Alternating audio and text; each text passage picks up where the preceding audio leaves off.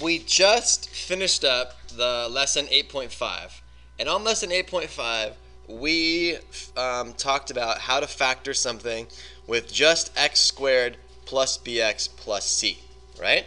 The only difference between that lesson and this lesson is this leading coefficient now on the front, which is we're going to call the a. So now we have ax squared plus bx plus c. And this little a kind of wreaks a little bit of havoc for some students. So I'm gonna take you on the tour of how we deal with that a and tie it into what we already know how to do, and then show you why it works and all that cool stuff. So I'm gonna begin just by showing you something really quickly. So I'm gonna give you this. What if we take a look at this one? 6x squared plus 23x plus 7. Okay, so you'll notice right away the difference between this one and the ones that we were doing before is indeed there's this pesky little 6 out in front. You guys see that? Okay, so that whenever we have a leading coefficient, that's called a leading coefficient, that is other than a 1.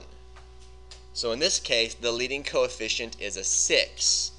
It is the number in front of the variable of highest degree. That's what the leading coefficient is. So if it's not a 1, you've got more work to do. Okay, so in this case, we've got more work to do. But look, I want to point something out to you. I'm gonna do something very, very clever that I think you're gonna like. I'm gonna focus on this middle term. That middle term is 23x. So I have 23 x's sitting there all in a row, right? So I can break those 23 x's up however I want to, as long as I still remain with 23. So what I mean by that is, what would happen if I rewrote this statement like this? What if I did 6x squared plus 2x plus 21x plus 7? So I know this seems really, really strange, but there's a really good point to this, okay? Do you guys agree that 23 x's is still the same as 2 plus 21? Isn't $23 the same thing as $2 plus $21? If you've got 2 and your buddy's got 21, then if you throw all your money in the hat, then you have 23 total, right? So it doesn't matter the way I do this. I have not yet changed the values that I've been working with. You guys agree with that statement? Okay, so now I went from having 3 terms to now having 4 terms, right? Okay, why do I want to do this? Because watch this. Look what happens here. Now that I have two terms in the middle, I'm gonna break up the first 2. I'm gonna break up the last 2. What I mean by that is I want to be able to factor out the GCF from each term. So we're going to factor the GCF from this term, and we're going to factor the GCF of that term. Okay? So let me move along up here a little bit. What is the GCF of 6x squared plus 2x? I think just a 2x, right? Yeah. That's just 2x. What does that leave me with? 3x plus what? Plus 1. Very good. Leaves me with 3x plus 1. Okay, good. Factor out the GCF of the second term. What's the GCF of the second term? I have 21x and I have 7. So I can pull out a 7, right? I can pull out a positive 7. What does that leave me with? Okay.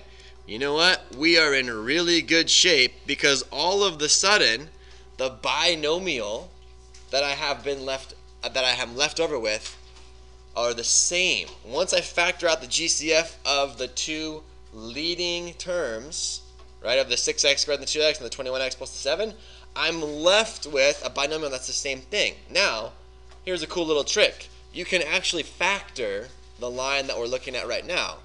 And here's how it works, right? Watch. This and this are the same, correct?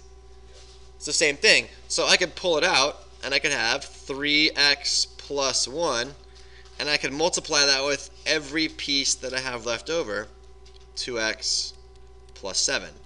And you know what? This is the factored version of that. Watch. I will show it to you.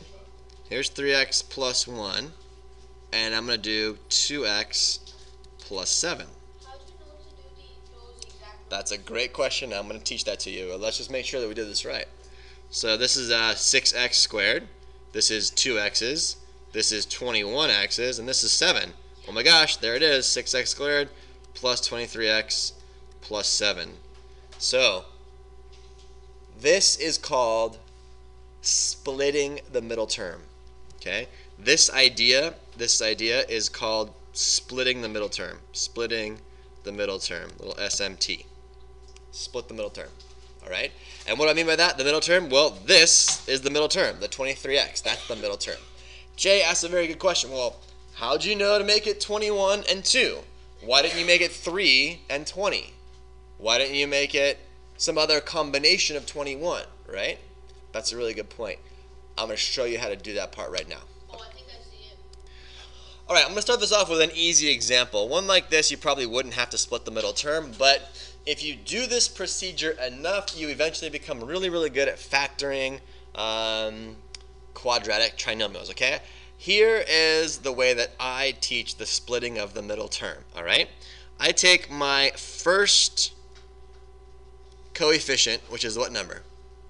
5, and I multiply it by my last constant, which is the number 2. So what does that give me? That gives me 10. And I rewrite a new trinomial that looks like this. See what I did? What did I do? I just multiplied 5 times 2 and got 10. That's all I did. You guys see that part?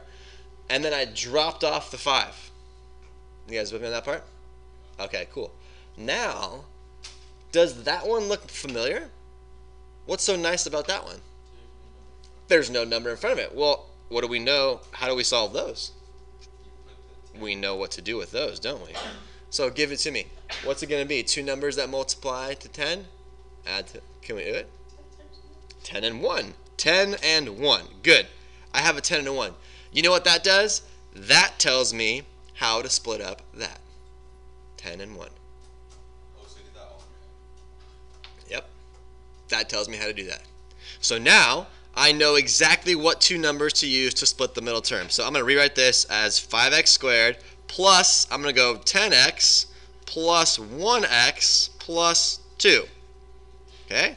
So now all I did was a little sidestep, right? I did a little sidestep and I solved this little quadratic, and that told me exactly how to break up the middle term. I do it with 10 and I do it with 1.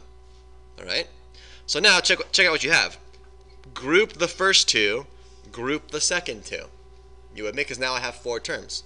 So 11 became the sum of 10 and 1. What can I take out of 5x squared and 10x? What's the GCF? A 5x. What does that leave me with? X plus 2. Good. Now you're noticing that there is an x plus 2 over there. So a lot of students don't know what to do at this case. The trick is, very good, Brandon, you can always factor out a 1 and it does not change the value. So therefore, since these are the same, they can be factored out into x plus 2 multiplied by whatever you have left over, which is 5x plus 1, and that's the answer. All right, here we go. Let's do another example together. I'm trying to factor a quadratic trinomial. I'm noticing that the leading coefficient is a 6, so I have to split the middle term. So I'm going to go 6 times 5, and that's going to give me an answer of 30. So I'm going to rewrite a new quadratic as x squared plus 13x plus 30. And I'm going to play our little game. I want 30 and 13. Can you guys give me 2 numbers that multiply to 30 and add to 13? Sure. What are they? 10 and 3. 10 and 3. Does it matter which way I break those up? No, not really. So then I know I should break up the number 13 into 10s and 3s. Perfect. So here we go. I'm going to go down here. I've got 6x squared. 13x now becomes the same as 10x's plus 3x's, and then I have a 5. Now at this point, some clever students get real upset and they say, well, Mr. Diorio, what if I had written the 3 there and the 10 there, right? Well, it doesn't matter, because watch this. If I wrote this down like this, what if you then did 6x squared plus 3x plus 10x plus 5? I'm telling you, you're going to get the same thing no matter which way you go. All right? And I'll do both of them right now. Do you guys see what I'm talking about by writing the 3 and the 10 in the other spot? Let's do both of these together. Okay? Let's group our first two here, our second two, and let's do these simultaneously, here and here. Okay? On the left-hand side, what can I take out of the GCF of the first term? I can take out a 2x. What's that going to leave me with? 3x plus what? 3x plus 5, right? Good. Oh, look, there's a 3x plus 5 right there, so I'll just go ahead and take out a 1, and that will give me a 3x plus 5. I'm loving this game. These are the same, so that's going to be 3x plus 5 multiplied by the leftover of a 2x plus a 1. Boom, there's my answer. Now, I told you it would be the same thing no matter which way you go, right? So I can't lie to you. So what's the GCF of 6x squared and a positive 3x? Take out a 3x. What's that leave us with? 2x plus 1. Very good. What can I take out of a 10x and a 5? A 5. What's that leave me with? 2x plus 1. Holy cow. You'll notice that this way just gave us the reverse of the piece that we can factor out. Isn't that interesting? It doesn't matter, right? It doesn't matter which way you go. So what are you left? So you get a 2x plus a 1, and you're left over with a 3x plus a 5. Notice that these answers are indeed the same. All right, here we go. I'm noticing right away I'm trying to factor a quadratic trinomial. My leading coefficient is a 3, so I'm going to multiply 3 times negative 15, and I'm going to solve this problem over here. X squared plus 4x minus 3 15s is 45, right? So negative 45. Okay, here we go. Let's play our little game here. Negative 45 and a 4. Negative 45 and a 4.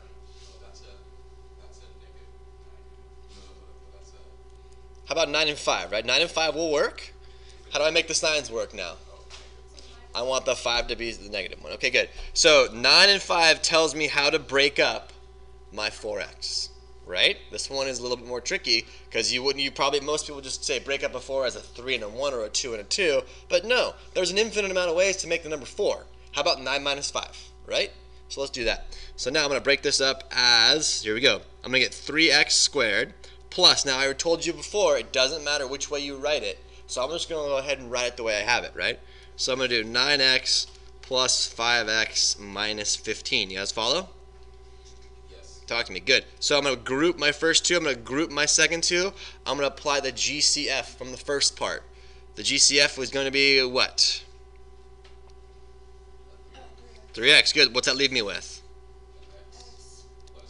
X plus 3. Good. Over here, 5x minus 15. I can take out a 5, right? And that would leave me with what? X minus 3. Ooh, wait a minute. What's wrong? Very good. Take out a negative 5. Okay. Wait a minute. I didn't write this down right. This should have been a negative 5. Thank you. Now take out a negative 5, and that will give us an x plus a 3. Thank you so much. So now, check it out. These match up. I'm good to go. So now I'm going to have, this is going to be x plus 3 times 3x minus 5. And there's my answer. All right, you guys try, the person sitting next to you, try and factor that by splitting the middle term. Okay, Alice, what'd you get?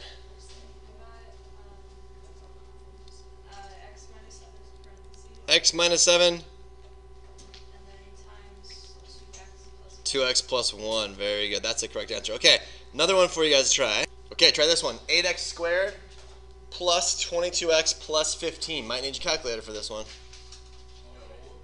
Do we all agree that you guys got 2x plus 3 plus 4x plus 5? Is that true? Are we good with that?